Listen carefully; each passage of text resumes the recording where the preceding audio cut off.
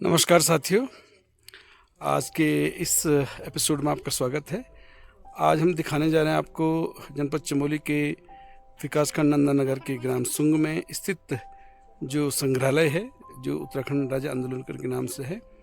और देखते हैं आपको किस तरह यहाँ पर एक पूर्व सैन्य अधिकारी के जुनून ने किस तरह से गांव में एक बहुत ही बेहतरीन संग्रहालय बनाया है। इसका प्रवेश द्वार इस संग्रहालय का, और इसका नाम है उत्तराखंड राज्य आंदोलनकारी संग्रहालय, और इसके निर्माण करता है सूबेदार एवं ऑनरी कैप्टन जोत सिंह बिष्ट जी, ग्राम सुंग।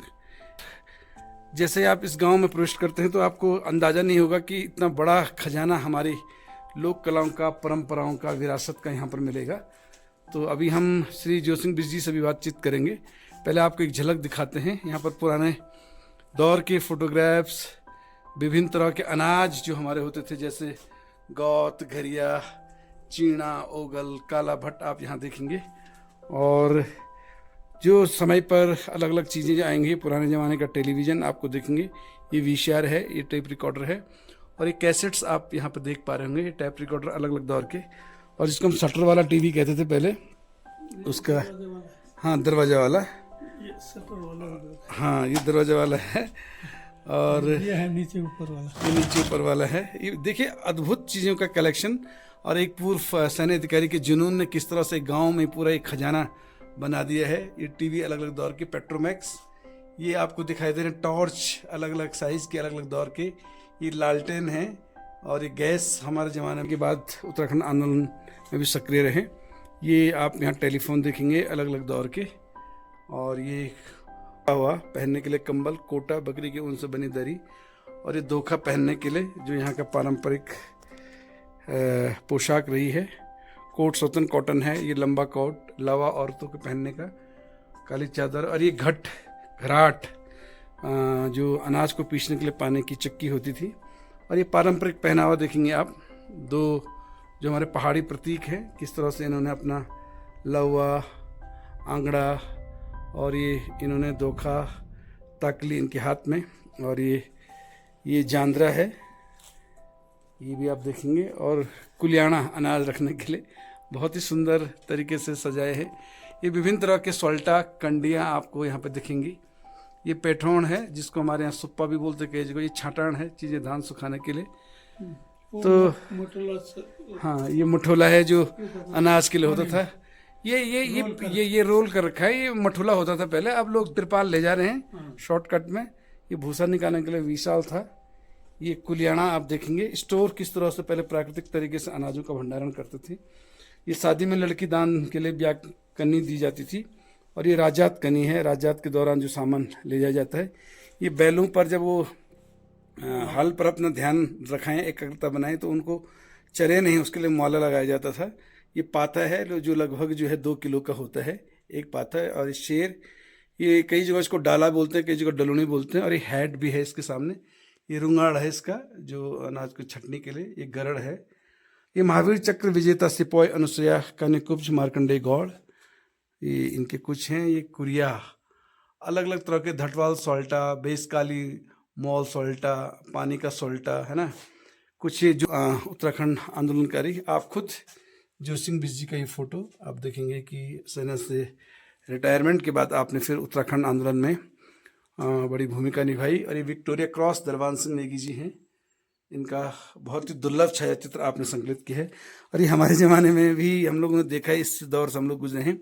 ये बुलख्या पार्टी इसमें लिखते थे पहले, क ख ग का, कखरा का ज्ञान इसमें सिखाया जाता था। ये विक्टोरिया क्रॉस गब्बर सिंह नेगी, जिनकी चंबा में आपने इनकी मूर्ति देखी होगी, जिनका ये ऊपर हमारे गांव के आने वाले हैं। और ये ग्राम सुंग के ही बड़े महान सैनिक रहे हैं पूरन सिंह बिष्ट जी।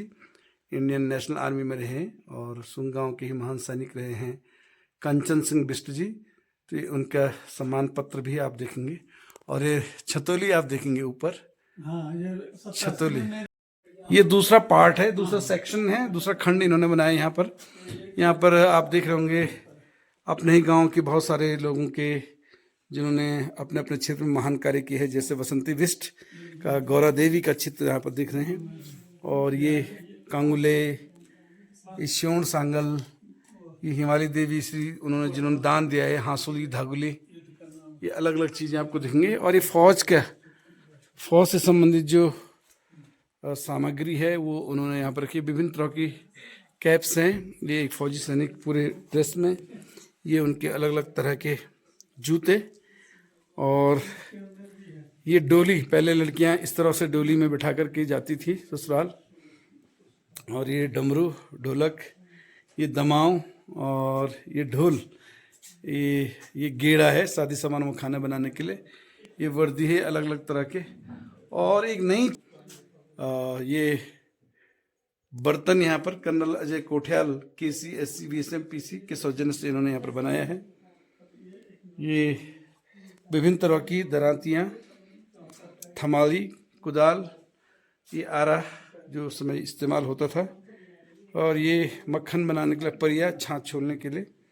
ये बुखारी थी, जिस तरह से ठंडी में कमरे को गर्म रखने के लिए। कमोली, घी रखने के लिए बड़ी कमोली। ये कट्ठी थी। और ये इस तरह से ये स्वतंत्रता सेनानी आज़ाद हिंद फौज के वीर सैनिक के स्वर्गीय श्री लेफ्टिनेंट पूरन सिंह बिष्ट, सुपुत्र श्री हयात सिंह बिष्ट जी। ये हैं आज़ाद हिंद फौज के वीर सैनिक स्वर्गीय श्री लांसनायक कंचन सिंह बिष्ट जी। तो इस गांव को भी नमन है जहां पर इतनी महान विभूति ने जन्म लिया है। तो ये फर्स्ट वर्ल्ड वॉर के हैं। ये भी first world war, second world war. और ये बर्मा की लड़ाई और बर्मा की सेकेंड लड़ाई। World war. जी जी जी सब बर्मा की लड़ाई, सेकेंड वर्ल्ड। जी। ये 3 युद्ध हमारे गांव के जमदार साहब है, अच्छा, 3 युद्ध लड़े हैं। तो थोड़ा सा हम परिचय लेंगे। नमस्कार साथियों, जिस म्यूजियम के मैं अभी तक आपको दर्शन करवा रहा था, दिखा रहा था, उसके जो जनक है, जिनके दिमाग की, जिनके समर्पण से, जिनके आत्मगौरव के भाव से यह जिम्नेजियम संग्रहालय यहाँ पर आकार ले पाया है, जो घाट से लगभग 25 किलोमीटर की दूरी पर ग्राम सुंग है, वहाँ पर हम आज आए हैं। और उत्तराखंड राज्य आंदोलन का यह संग्रहालय के नाम से यहाँ पर बना है। तो सबसे पहले हम जानना चाहेंगे, बिष्ट जी थोड़ा सा अपना परिचय देंगे आप हमको? मैं सूबेदार ऑनरी कैप्टन जोत सिंह बिष्ट, अवकाश प्राप्त। और इस गांव का नाम है सुंग गांव, जो कि नंदानगर क्षेत्र में पड़ता है, डिस्ट्रिक्ट चमोली में। बिष्ट जी ये बताइए कि एक तो आप एक तरफ फौज में रहे, वहाँ से आप 1992 में सेवानिवृत्त हुई, और फिर उत्तराखंड राज्य आंदोलन जो 1994 में अपने पीक पे था, अपने चरम पे था, उस तरफ जाना हुआ। फिर वहाँ भी आपने पूरा उत्तराखंड राज्य को बनाने में अपनी अग्रणी भूमिका निभाई। और उसके बाद जब आप अपने गांव में अपने सेवानिवृत्ति का जीवन काट रहे, तो अचानक कैसा ये ख्याल आया कि मुझे इस तरह की चीज़ों को एकत्रित करने और नई पीढ़ी को इसको संजो करके उनको सौंपना है? मुझे वैसे पहले से शौक था एक पुरानी चीज़ों को इकट्ठा करने का जी। और फिर पहले मैंने अपने बैठक में सारी चीज़ों को कलेक्शन किया हुआ है जी। और वहाँ फिलअप होने के बाद तो ये आया कि पहले मेरा विचार था कि मैं मेन रोड में गेट बनाऊं जी। लेकिन उस जगह नहीं मिली और छोटा होने के कारण कल चौड़ीकरण हो जाएगा तो हाँ, तोड़ने जी, में कोई जी। फिर ये दिमाग में आया ऐसे बनाने के लिए जी। तो इसको बनाने में काफ़ी संघर्ष किया जी। और ये इसका मुद्दा है कि हमारे पूर्वजों ने किस प्रकार अपने कठिन जीवन को ज्ञापन किया हुआ, बिल्कुल। आज उसमें कितना बदलाव आ गया। जी हाँ, आगे 10-20 साल के अंदर तो ये चीज़ें मिलना मुश्किल है। मुश्किल हो जाएगी। आज ही मुश्किल हो रहा तो 10-20 साल के अंदर तो कुछ मिलेगा भी नहीं। जी। और उन महान पुरुषों के लिए मैंने जगह दे रखी है जिन्होंने देश के लिए कुछ करके दिखा। कुर्बान की। बिष्ट जी ये बताएं कि लगभग कितनी लागत इस पूरे संग्रहालय को बनाने में आ गई है, और लगभग क्या किसी स्तर पर इसमें सरकारी इमदाद मिली है आपको, या फिर आपने व्यक्तिगत प्रयासों से ही इसको मूर्त रूप अभी दिया? तक का गणना यही है कि इसमें कम से कम 22 लाख रुपए लग गए हैं, जी हाँ। लेकिन किसी से कोई सहायता की। क्या आपने कभी सरकार के सामने अपना प्रतिवेदन रखा या ज्ञापन दिया है कि भाई इसमें और भी चीज़ें हैं जो जोड़ी जानी है, या अन्य स्तरों से गाँव से इकट्ठा करके इसमें रखी जानी है, तो आप इसमें हमको सरकारी इमदाद दीजिए? नहीं, मैंने नहीं किया। अच्छा, नहीं किया। और ये है कि जब तक मैं जी रहा हूँ तब तक कहीं न कहीं से कोई न कोई चीज मिलेगा तो मैं इस अच्छा, म्यूजियम में इसमें रखूंगा। रखेंगे, उसके लिए चाहे आपको कीमत भी चुकानी पड़ रही होगी कई हाँ जगह। हाँ, बहुत सारे मैंने क्योंकि हर कीमती कोई लिया चीज हुआ है। नहीं नहीं मिल सकता ना। तो बिस जी थोड़ा यूनिक चीज बताएं आप। वैसे तो हमने इसमें बहुत सारी चीजें कवर कर ली है, आप हमको बताएंगे कि किस किस दौर के हैं। जैसे तमाली हम यहाँ पर देख पा रहे हैं, अलग अलग दौर के हैं। जैसे हमारी भाषा में इसको डिबली बोलते हैं, छोटी डिबली। और ये जो है गागर हो गया, ये तौला हो गया, और ये अलग अलग, ये बाटी बोलते हैं इसको, और ये बंठा हो गया, तसला, ये छोटा वाला तसला है, ये डिबला हो गया। हाँ, और ये आपने कंडियाँ भी अलग अलग दौर की सारी जो हैं इसमें रखी। और ये हमारे पहाड़ में हुक्का गुड़गुड़ाया जाता था एक दौर में, अलग अलग तरह के, और ये अलग अलग किस्म के हैं।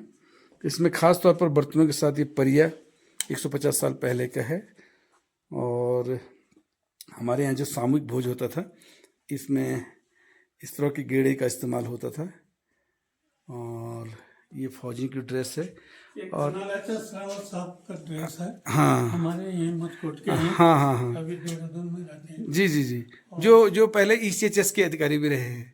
हाँ हाँ हाँ, कालेश्वर में। हाँ जी जी। हाँ, तो मेरा यूनिफॉर्म देखा साहब ने, अच्छा, फिर बोला मेरा भी यूनिफॉर्म वाह, है। उन्होंने दिया है। और ये ऐसा कोई देने वाला नहीं है। हाँ, अपने पूरा सर्विस। लेकिन उन्होंने उसको अमर कर दिया, उस वर्दी को। हाँ, हाँ, ये मेरे लिए नहीं, इस म्यूजियम को मान बढ़ाने के लिए साहब ने दिया है। और आपने ये कन्नड़, अच्छा इसमें एक नई चीज दिख रही है। एक तो ज्यादातर चीजें तो हमारे गढ़वाल की हैं सर इसमें, लेकिन मुझे सबसे बड़ा आश्चर्य हो रहा है कि इतने सारे देशों की मुद्राएं किस तरह से।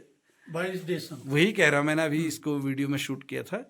इतने सारे मैं देख रहा हूँ, Oman, Sri Lanka, Greece, Costa Rica, Malaysia, Vietnam से लेकर के China, Bhutan, Serbia, European Union तक आपने, और ये फ्लैटली पूरे अलग अलग दौर के।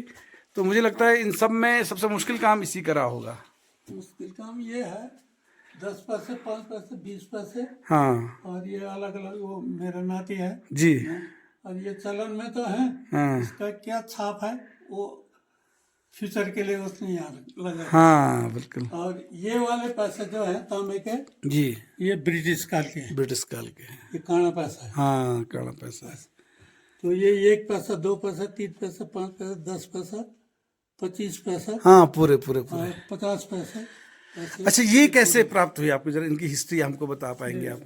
माने कि आप विजिट करने आ गए, अच्छा, आपके पास है कुछ है। पर कुछ ये अभी मंगाए मैंने। हाँ, ये हमारे रिलेटिव रहते हैं वहाँ। अच्छा, कौन से हाँ हाँ, समझ गए। इसमें होगा तो ये सर्बिया लिखा है इसमें। हाँ, सर्बिया देश का नीचे नाम। लिखा है।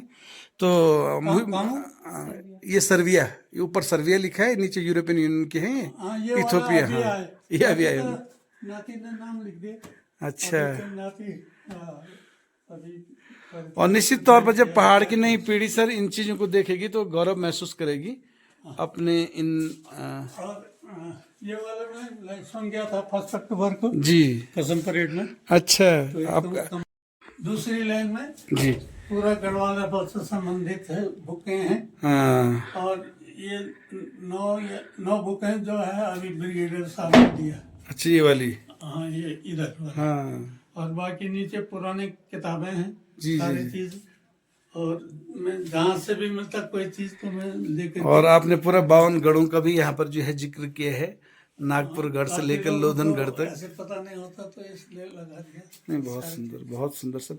और ये सब एक ही पलटन के हैं सर, ये सब? मेरे 17 गढ़वाल है पर। हाँ, 17 गढ़वाले फल के कारगिल सहित आप सबको हमारी तरफ से नमन है कि आपके त्याग बलिदान से हम सब लोग आज देश में सुरक्षित हैं। आपके पूरे संग्रहालय का अवलोकन किया, निश्चित तौर पर बहुत प्रेरणादायक है। और हमको बहुत सारी ऐसी चीज़ें इसमें देखने को मिली जिनको देख करके हमको पूरा अपना बचपन याद आ गया, और हम लोग गौरवान्वित महसूस कर रहे हैं अपनी परंपराओं पर, अपनी विरासत पर। आप नई पीढ़ी को क्या संदेश देना चाहेंगे? नई पीढ़ी को यह संदेश है कि जब तक अपना कल्चर, अपना रहन सहन, अपने हिस्ट्री जब तक मालूम नहीं है तो कुछ चीज नहीं है। बिल्कुल। अमूमन यहाँ पर जिस दिन उद्घाटन था उस दिन धर्माधिकारी कह गए यहाँ तो 11 पीढ़ी का हिस्ट्री लिखा हुआ है। अगर आजकल के किसी बच्चे को पूछो तेरे दादा का नाम क्या है, उसके दादा का नाम नहीं पता, नहीं पता। अब मेरा कहना यह है कम से कम 5 पीढ़ी का तो पूरा नाम मालूम होने चाहिए, कम से कम कम से 5-7 पीढ़ी। कम। तो ये है कि हर अपनी विरासत को समझे, हाँ, जाने संजो और के रखना, संयोग कर मालूम रखें और करके आगे रखना। बढ़ाएं उसको। हाँ, वो देख, ये चीज है। बहुत बहुत धन्यवाद विश जी, और आपको बहुत बधाई है। हम तो बस आपके लिए सिर्फ दुआएं कर सकते हैं, कामना कर सकते हैं कि आपका जीवन यशस्वी हो, और ये लोक जीवन जितना भी आपके पास है अभी, आप इसको खूबसूरती से जिएं। आपने अपने आप को एक तरह से इस तरह का विशाल संग्रहालय सुन गाँव में बना करके इस गाँव को भी आपने जो है ऐतिहासिक बना दिया है, और आपकी प्रेरणा से निश्चित तौर पर नई पीढ़ी अपनी संस्कृति का संरक्षण करेंगी, अपनी विरासत को संजो कर रखेगी। भगवान बद्री विशाल जी आपको दीर्घायु रखे और लंबे समय तक आप हम सब का मार्गदर्शन करते रहें। आपका बहुत बहुत धन्यवाद।